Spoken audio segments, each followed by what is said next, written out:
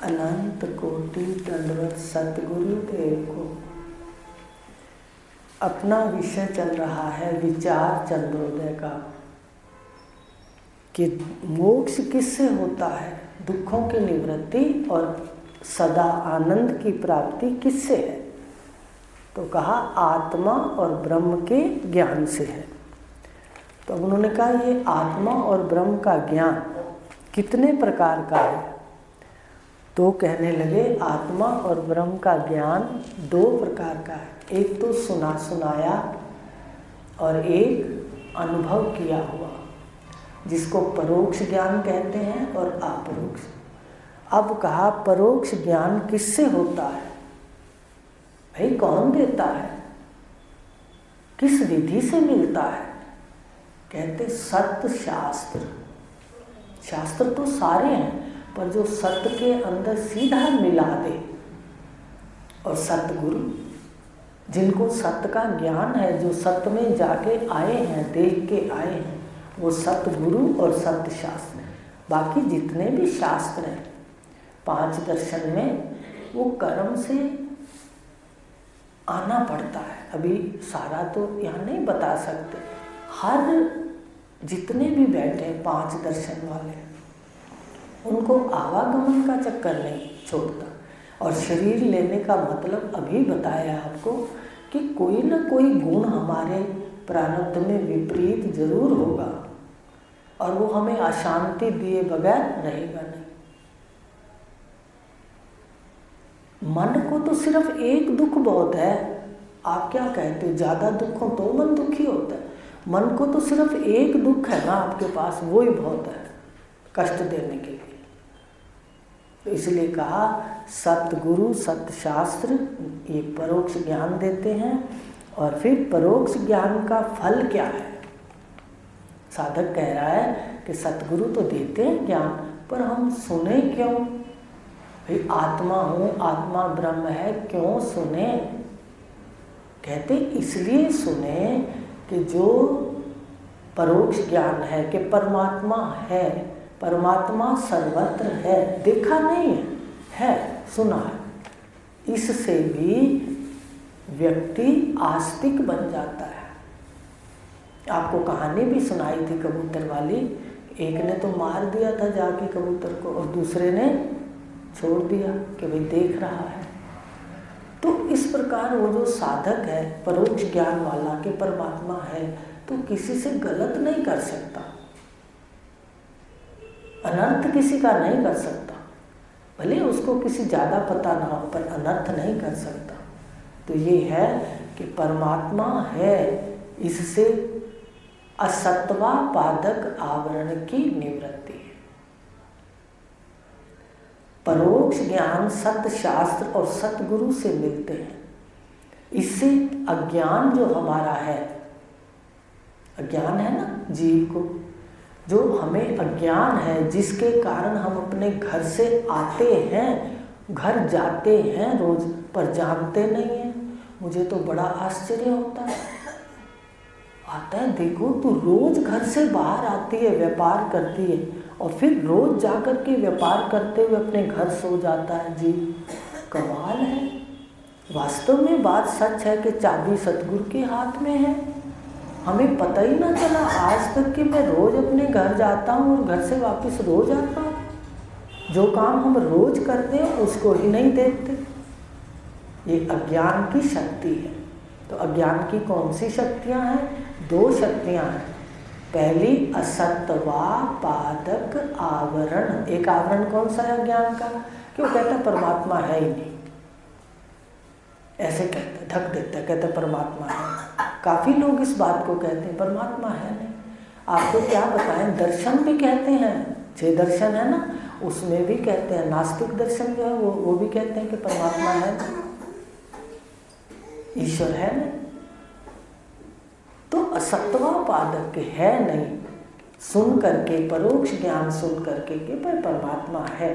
कितनी कहानियाँ आती हैं कि एक व्यक्ति जंगल में गया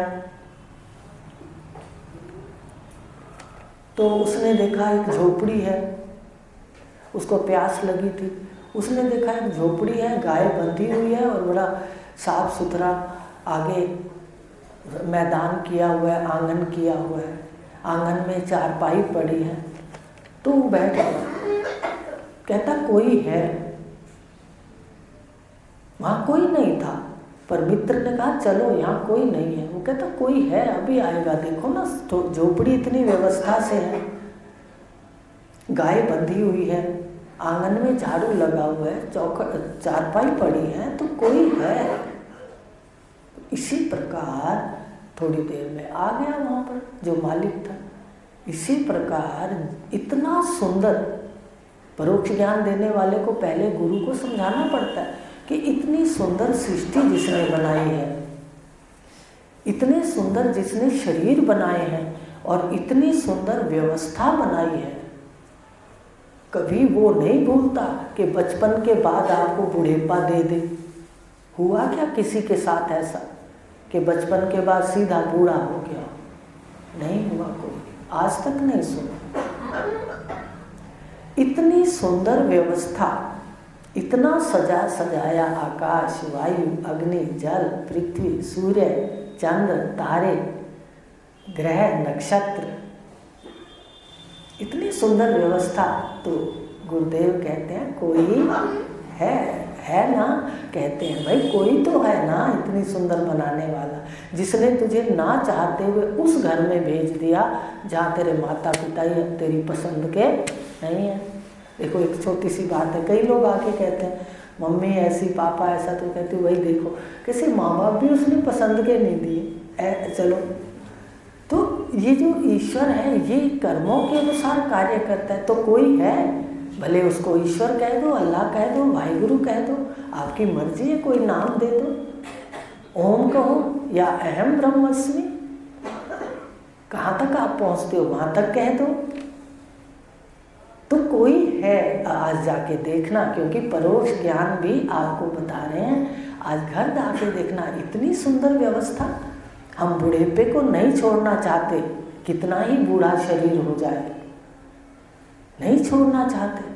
खाना बैठ के चारपाई पे खिला रहे हैं, सारा कुछ देह की क्रियाएं चारपाई पे हो रही हैं, फिर भी जीव शरीर नहीं छोड़ना चाहता, पर वो छुड़ा देता है। ऐसा जब देखेंगे एक मन में नम्रता आ जाएगी कि भाई कोई है जिसकी व्यवस्था से व्यवस्था है, मुझे मौका मिला है कुछ अच्छा कर लूं। तो इस प्रकार फिर वो शरीर को नहीं देखेगा, शरीर का तो धर्म है, इसका धर्म आदि भी है और व्याधि भी है, दोनों इसके धर्म है। वो अपना वर्ण धर्म के अनुसार वो व्यक्ति चलता है। आपके संकल्प में इतनी पावर है, आप सत्य के लिए संकल्प करो, बिल्कुल सही रास्ता चलेगा। पहले अपने साक्षी स्वरूप में इन तारों के ऊपर रबड़ जो है, 3 शरीरों का आवरण, इसको उतार के देखो, फिर आएंगे धीरे धीरे शक्ति। तो बता रहे हैं कि परोक्ष ज्ञान में परमात्मा है। आज जाके आप भी मनन करना, परमात्मा है। जो कहते हैं नहीं है, कई बार बताया, उनको मन में विचारते हो, थोड़े दिन रुको, जब जहाँ खड़े होंगे वहाँ धराशायी हो जाता है जी, उस समय भी नहीं होता संभलने का, वो तो फिर जाना ही पड़ता है। हम तो बड़े भाग्यशाली हैं जो हमें कोई जगा रहा है, बता रहा है ऐसे कर, ऐसे ना कर, ये पुण्य है, ये पाप है, कह रहा है। पुण्य हम आत्मा शांत रहती है, सबसे बड़ा सुख उसको अपना है, दूसरे को नहीं है। तो इस प्रकार कहा परोक्ष ज्ञान असत्वापादक, समझ आ गई है बस असत्वापादक आवरण की, कि जो ये कहता है परमात्मा है नहीं, ये तो सच नहीं है, झूठ है, परमात्मा नहीं है, प्रकृति में अपने आप हो रहा है। अरे प्रकृति तो माया विकारी है, अपने आप इसमें नहीं हो रहा। आपकी सत्ता से प्रकृति का सैंपल है शरीर आपके पास, आपकी सत्ता से चल रहा है। आप एकदम बाहर खड़े हो जाओ, ये जहाँ खड़ा होगा वहीं गिर जाएगा। है ये बात? किसकी सत्ता से चल रहा है? हाथ किसकी सत्ता से हिल रहा है? पैर किसकी सत्ता से हिल रहे हैं? वाणी किसकी सत्ता से बोल रही है? अभी अभी प्रत्यक्ष कर लो। तो इस प्रकार कहा परमात्मा है, असत्वा पादक आवरण की निवृत्ति। असत्वापादक आवरण परमात्मा है, ये सत्य नहीं है, माने असत्य। तो ये बात निवारण हो जाती है जब हम देख लेते हैं कि इतनी सुंदर झोपड़ियाँ सजी, मतलब संसार सजा है, ब्रह्मांड सजा है, इसमें कितनी व्यवस्था है। देखो बड़ी व्यवस्था सुंदर है, देखते रह जाते हैं। स्त्रियों के कहीं बाल घने हैं, पुरुषों के कहीं घने हैं, ऐसा उसके गुण समूह, शरीर का जो गुण समूह है उसके अलग फैक्ट्रियाँ हैं और उसकी अलग है। देखो छोटी छोटी इतनी फैक्ट्रियाँ हैं और बिना एक आज्ञा से चल रही हैं, बिल्कुल अंदर चुपचाप चल रही हैं, बोलती नहीं है, ना ही थकती हैं। ये सो जाता है जीव, लेकिन वो चलती रहती। कितनी व्यवस्था है मतलब है अस्ति। तो इस प्रकार परोक्ष ज्ञान से अभी दर्शन नहीं हुए परमात्मा के, पर परोक्ष ज्ञान से भी जो असत्य था कि कहाँ है परमात्मा, प्रकृति ही अपने आप सारा हो रहा है, तो असत्वापादक आवरण की निवृत्ति। समझ आ गए? वो जो परोक्ष ज्ञानी होता है वो कहता है नहीं परमात्मा तो है, ये तो पक्की बात है। देखो इतने शरीर, कमाल के शरीर बनाए हैं, नाड़ियाँ देखो कैसे जुड़ी हुई हैं, हार्ट से एक नाड़ी, फिर उसमें 100 नाड़ियाँ, फिर उसमें आगे 72,000 नाड़ियाँ। कोई मजाक है ये? कोई इतना बारीकी से सिल के बने तो आंखें बंद ना हो जाए। उस घटघटवासी को याद रखें, फिर अपनी यात्रा को भी पूछें कि भाई ये यात्रा में दिक्कत है, आओ योगक्षेम करो, वो बुरा नहीं है, लेकिन जानना जरूरी है। तो असत्वापादक आवरण की निवृत्ति। अब समझ आ गई परोक्ष ज्ञान से, ठीक है। और दूसरी है अभानापादक। अब जब सत्य शास्त्र मिल गए, सत्य गुरु मिल गए, शास्त्र तो जड़ है, सबके घरों में पढ़े हैं। एक हमारे सत्संगी भाई बहन है, उनके ट्रंक के अंदर, बड़ा सुंदर ट्रंक, उसके अंदर 4 वेद, वो आर्य समाज जाते थे, 4 वेद रोज खोल के कुंडा अगरबत्ती करके और 4 वेदों की रख देते थे। तो हमारे गुरुदेव ने समझाया कि ये 4 वेद इनको पढ़ के और इनकी बात को मानना था। तो देखो कैसे उन उपनिषदों के द्वारा, सत्य शास्त्र और सतगुरु के द्वारा हमें रास्ता दिखाने पर, जो परमात्मा सर्वत्र है, पहले कहा है ही नहीं, फिर कहा है तो उसको दिखा देते हैं, माने आंखों से नहीं, स्वरूप भूत जानना, अपने आप से, अपने आप में, अपने आप को ये जानना होता है। तो कहा जो भान नहीं होता, भान माने दिखता नहीं, जो भान नहीं होता, तो सत्य शास्त्र और सतगुरु, सतगुरु के द्वारा सत्य शास्त्र भान करा देते हैं, माने शास्त्रों का सहारा लेके। अब देखो किताब का सहारा लिया जाता है ना, कि आप घर जाके क्या पढ़ोगे, बाकी बात किताब की होती है। बताइए, किताब में तो एक ही लाइन है, परोक्ष ज्ञान क्या है, परोक्ष ज्ञान क्या है। इसी प्रकार सतगुरु जो हैं वो सत्य शास्त्र के माध्यम से हमारे को परमात्मा का साक्षात कराते हैं। जब साक्षात करा देते हैं तो जो भान नहीं होता था उसका क्या होने लग जाता है, भान होने लग जाता है। अज्ञान की 2 शक्तियां हैं, एक तो कहती परमात्मा है नहीं, ढक लेती है उसको। अभी देख लो, जब आपको अपने दर्शन हो जाएंगे, जब अपने को जानने लग जाओगे, अपना साक्षात कर लोगे, जब हम अपने आप को जानने लगेंगे तो हमें बिल्कुल प्रत्यक्ष समझ आ जाएगी कि भाई मैं इन शरीरों से परे और सदा साक्षी हूँ। तो असत्वापादक में भान होने जब लगेगा आपको अपने स्वरूप का कि मैं प्रकाशक हूँ, तो इस अज्ञान की जो दूसरी शक्ति है कि परमात्मा का भान ही नहीं होता, एक तो वो ढक लेती है, अंतःकरण सारा जो है, देह इंद्रियां, ये कितने आवरण हैं उस पर, देह पर, पहले स्थूल देह का, फिर सूक्ष्म का, फिर कारण का, ठीक है, फिर कोशों का, फिर उसके बाद अविद्या अज्ञान का। और अज्ञान भान नहीं होने देता, वो एक शरीर में बंद कर देता है आपको। सुबह आते हो इस शरीर में, जगते हो, बस इसी को मैं मान लेते हैं। तो ये भान नहीं करने देता कि तुम प्रकाशक हो, तुम चेतन हो, तुम्हारी सत्ता से शरीर चल रहा है, चेतन की सत्ता से चल रहा है, प्रकृति की अपनी कोई सत्ता नहीं है। तो जब ये हो जाएगा तो अपने स्वरूप का साक्षात हो जाएगा प्रकाशक के रूप में, तो भान हो जाएगा। तो जो कौन सा ज्ञान हट गया? अभाना पादक आवरण, उसका भान नहीं होता था, अब उसका भान होता है। तो ये है दोनों आवरण जो हैं, असत्वा पादक और अभाना पादक, ये अज्ञान के। ये कि कौन उतारेगा? देखो हमारे आज तक ना उतरे, खुद पढ़ पढ़ के इतना पूजा पाठ की, योग भी लगाए, आपको बताएं, चाहे दोपहर को समय मिलता दोपहर को बैठ जाते, शिव जी का लगाते थे योग, शिव जी का, शिव का। तो बताओ, एक भी का नहीं पता चला कि मैं रात को कहाँ होता हूँ और सुबह बाजार में आ जाता हूँ।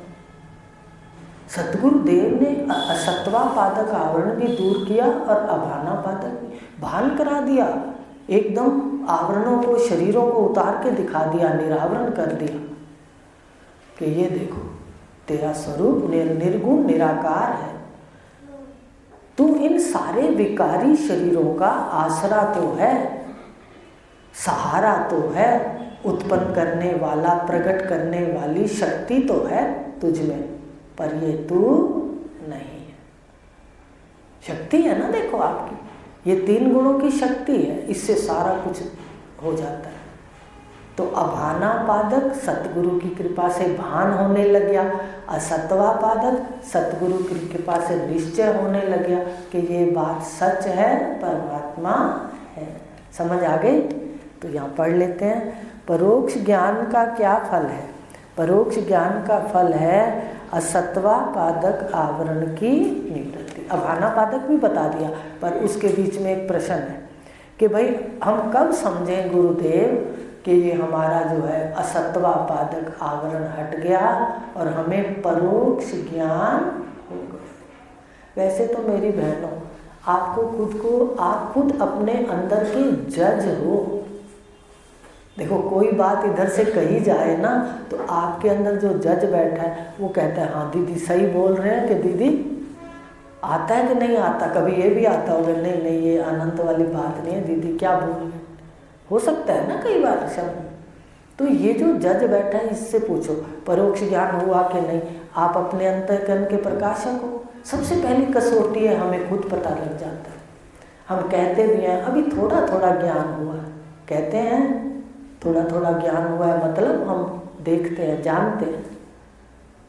और फिर ज्ञान के जो बाधक हैं, बीमारियां हैं, वो भी आती हैं, बताएंगे आपको, तब वो भी आप कहोगे हाँ दीदी आती हैं। तो हम अपने सबसे ज़्यादा निर्णायक जज हैं। तो ध्यान से देखें, वो कह रहा है कि परोक्ष ज्ञान कब समाप्त होता है, मैं कब समझूं कि मुझे परोक्ष ज्ञान हो गया। परोक्ष ज्ञान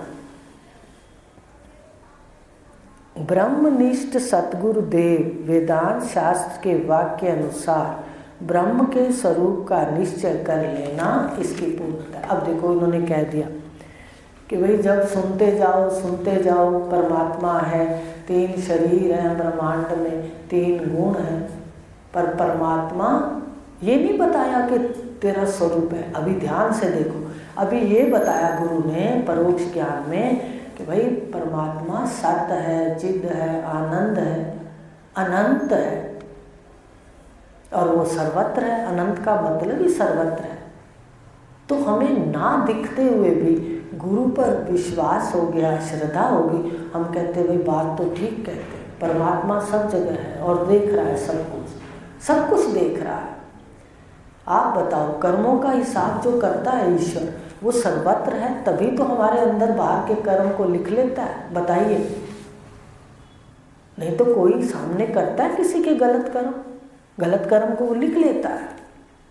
चित्रगुप्त बैठा है, चित्र भी बना के रख लेता है। कोई समय आए तो दिखा देता है तूने ऐसे किया था। तो बताया कि ये जो परोक्ष ज्ञान है ये सतगुरु पर विश्वास हो जाता है कि भाई जो कह रहे हैं परमात्मा सर्वत्र है, अभी देखा नहीं है उसने, उसका भान नहीं किया, ये नहीं देखा कि परमात्मा सर्वत्र है, अभी सुना है पर विश्वास हो गया परमात्मा सर्वत्र है। आपको तो बड़े खुले में बताते हैं कि सारे में जो बैठा है अक्षी पुरुष यही ईश्वर है, माया उपाधि वाला चेतन। लेकिन माया ब्रह्मांड की बात है, एक शरीर की बात नहीं, पिंड की बात नहीं। सारे खानियों के जो शरीर हैं उनमें जो मैं बैठी है मिला के एक मैं, सारी लो छोटे छोटे दीपक है ना, इनकी लो को इकट्ठा कर लो, ये इकट्ठी लो जो है ये ईश्वर है। और एक एक लो है, जैसे अभी आप ओढ़ के बैठे हैं शरीर, तो जीव है। तो जीव तो अपने गुणों से बंधा हुआ है, 3 गुणों की रस्सियों में जकड़ा हुआ है, ये तो गुणों से दुखी है। तो बता रहे हैं कि सतगुरुदेव परोक्ष ज्ञान में क्या कहते हैं, ब्रह्मनिष्ठ गुरु कि परमात्मा ब्रह्म सत्य चिद और आनंद है और अनंत है। अनंत माने सर्वत्र है। अनंत का अर्थ समझते हो, जिसका अंत नहीं है।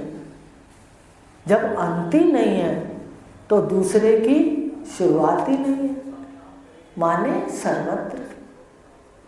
तो इस प्रकार कहा सच्चिदानंद ब्रह्म अनंत है। बस ये सुन के विश्वास हो जाए, ठीक है।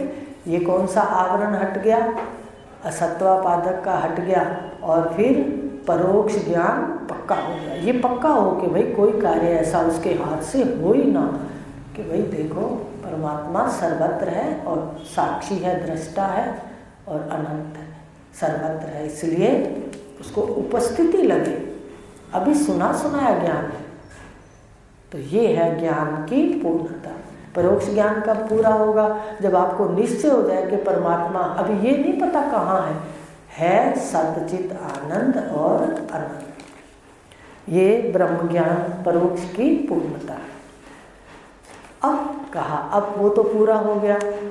कब पूरा होगा, जब ये निश्चय हो जाए कि परमात्मा सच्चित आनंद अनंत है। अब वो कहते अपरोक्ष ज्ञान क्या है, जो हम कह रहे हैं परमात्मा सत्य है, चिद है, आनंद है, अनंत है। अनंत का अर्थ सर्वत्र है। परोक्ष ज्ञान हो गया। अब वो कहते सतगुरुदेव इस अपरोक्ष ज्ञान को अपनी आत्मा के रूप में दिखाते हैं। आत्मा के रूप में दिखाते हैं तो इसको कहते हैं पर अपरोक्ष। अपरोक्ष ब्रह्म ज्ञान किसे कहते हैं, सत्य चिद आनंद रूप ब्रह्म अहम हूँ, मैं हूँ, ऐसे जान लेने का नाम अपरोक्ष ज्ञान।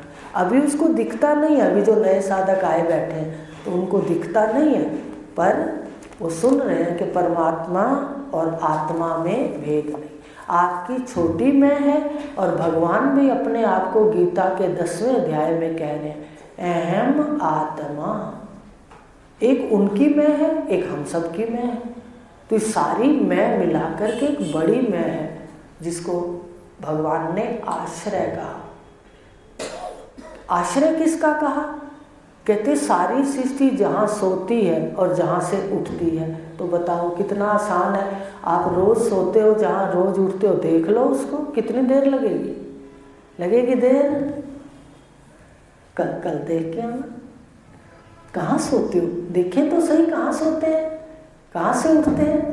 जहाँ तुम सोते हो ब्रह्मांड सारा वहाँ सोता है। आपकी सहेलियाँ, आपके भाई, आपके मित्र सारे वहीं सोते हैं। और तो और पशु पक्षी आदि सारी योनियां सोती हैं रात को, देखो वही सोती है।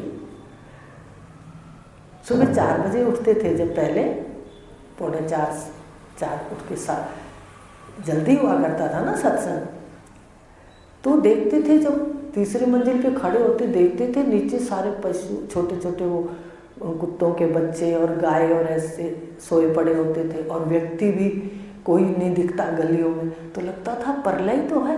कहते थे देखो, अपने आप से कहते थे देखो प्रलय के दर्शन करो। रात को प्रलय हो जाता है या नहीं, देखा करो ना अनुभव के लिए। गुरु तो रास्ता बताते हैं, चलना तो हमें पड़ेगा। सतगुरु देव दिशा बताते हैं, मन की दशा खुद बनानी पड़ेगी। वो तो दिशा बताते हैं, इस रास्ते जा, इस रास्ते जा। तो समय तो कम है, बात को ध्यान से सुन करके विचार करें। तो बताया परोक्ष ज्ञान पूरा हो गया। अब कहते अपरोक्ष ज्ञान क्या है कि वही सतचित आनंद अनंत आत्मा अहम है, मेरी मैं है। अगर मेरी मैं कहोगे ना है तो असंग हो जाओगे। अगर कहोगे मैं हूँ तो शरीर को लेके बीच में घुसा दोगे। इसलिए ये बात कहते हैं कि मैं है, और यही सबकी छोटी मैं। कृष्ण ने भी अपने आप, भगवान ने भी अपने आप को क्या कहा? मैं कहा। अहम आत्मा पर सारी सृष्टि का आश्रय। आश्रय का मतलब जहाँ से सृष्टि प्रकट होती है, कुछ से दिखती है और फिर लय हो जाती है। आपको बता रहे हैं, आप भी जहाँ से सुबह शरीर में आते हो, अभी देखो थक हार के रात को फिर घर चले जाते हो। रोज 14 गलियों में घूमते हो। ये बाजार है? देखा करो, कहीं शब्द का बाजार, कहीं स्पर्श का बाजार, कहीं रस का बाजार। बाजार कैसे सजे हुए? कहीं रूप का बाजार, गंध का बाजार। इतर के लिए भी आ रहा है ना। कितने लोग मतलब उसको खर्च करते हैं, जो इतना पैसा कमा रहे हैं तो कोई खर्च इतना प्रयोग करता है ना। देखो हर चीज देखते हो, ये बाजार है। और इसमें आके जीव क्या करता है? ये आत्मा राम भटक जाता है। 14 वर्ष के वनवास में, 14 इंद्रियों का वनवास मिल जाता है। हर इंद्री के साथ लगा रहता है ऐसा। मूर्ख इतना है, क्रियमान कर्म को तो देखता ही नहीं, वो अपना तो उबड़ खाबड़ी हो जाता है। जो कल था उसको भोगने में लगा रहता है, नए को करता ही नहीं। देखो कल जो था, आज हम इतने अच्छे तरह से बैठे हैं मान लो, तो कहते हैं 10वां हिस्सा करना चाहिए। कहते हैं कर्म कांड में 10वां हिस्सा दान करो। तो शुभ कर्म इतने करो कि आगे शरीर मिले तो इससे ज़्यादा श्रेष्ठ। और कौन सा शुभ कर्म बताया वेदांत ने? सिर्फ ये जपो, मैं आत्मा सच्चिदानंद हूँ। भगवान ने कहा आखिरी समय अगर वो भूल भी गया सारा कुछ और एक चीज़ याद रह गई तो श्रीमान धीमान के घर जाएगा। और ये कहा भगवान ने कि ऐसा कर्म से मिलना बहुत मुश्किल है। कहा पढ़िए, अरे इतना आसान रास्ता और हम इतने निश्चित। तो हम अपने आप से निश्चिंत होकर के नहीं, अपने आप से न्याय कर ले और कुछ समय हम अपने को दें। तो परोक्ष ज्ञान पूरा हुआ कि परमात्मा सच्चिदानंद अनंत है। अपरोक्ष ज्ञान क्या है? कहते वो गुरुदेव ने सीधा कह दिया कि वो तेरी आत्मा है, वह तू है। कहा सारे आकाश से परे, पंचभूत 3 गुण 9वां 10वां, वो जो 10वां है वो तेरे हृदय आकाश के अंदर स्थित है। देखो कहाँ 10वें को, आकाश से परे को यहाँ ले आए। और इसको जानने से भाई इतने ब्रह्मांड को पहले जानोगे तभी तो परे का पता लगेगा, आकाश से परे कौन है। सारे को व्यापक को क्या बता दिया कि इस देह में मैं के रूप में है, पहचान लो। फिर उपनिषदों में लिख दिया तत्सृष्टवा तदेव अनुप्राविशत, उसने सृष्टि को रचा और इसमें बैठ गया। बताओ इतना स्पष्ट भगवान बोल रहे हैं, इतना स्पष्ट। पर हमें तो आदत बन गई ना मन मर्जी की सेवा करने। भगवान कृष्ण को भी गोदी में तो लिए रखते हैं, पर कई बार बार आता है भाई भगवान ने क्या कहा है ये तो सुन लो। है माता पिता को आप मान लो बैठे और माता पिता को आप चारपाई पे बिठा के उनकी सेवा भी करो, पर उनका कहना ना मानो। बताओ, है ना ऐसी बात कि वो जो हमारा आश्रय है, वो जो हमारा आधार है, उसका हम कहना ही नहीं मानते। ऐसे उसकी पूजा कर रहे, कभी तो मंदिर में घंटे बजा रहे, कभी उसको लेके बैठे, वो भी पुण्य मिलते हैं। ये नहीं कहा नहीं करना, ये कहा कि उसकी बात को भी सुनना। आगे कुछ और है, गलत कुछ नहीं है। यहाँ कोई भी सीढ़ी गलत नहीं है। आपको क्या राज बताएं कि यहाँ तक तमोगुणी की पूजा के लिए भी काली माता की प्रतिष्ठा कर दी हमारे ऋषियों ने। इतने हमारे ऋषि दयालु कि तमोगुण लोगों के लिए भी काली माता की पूजा विधान कर दिया, जहाँ पर प्रसाद कैसा चढ़ता है आप और मैं दोनों जानते हैं। ये उन ऋषियों की कृपा है। सतोगुण के लिए तो पूजा है ही सारी, पर तमोगुण के लिए भी कर कि भाई चलो जो आएगा अपना वश में नहीं कर पाएगा मन, फिर भी थोड़ा पुण्य कर जाए। इसलिए सब श्रेष्ठ हैं, पर आगे कुछ और है। वो है जो पढ़ रहे हैं, आत्मा ब्रह्म है ये जान।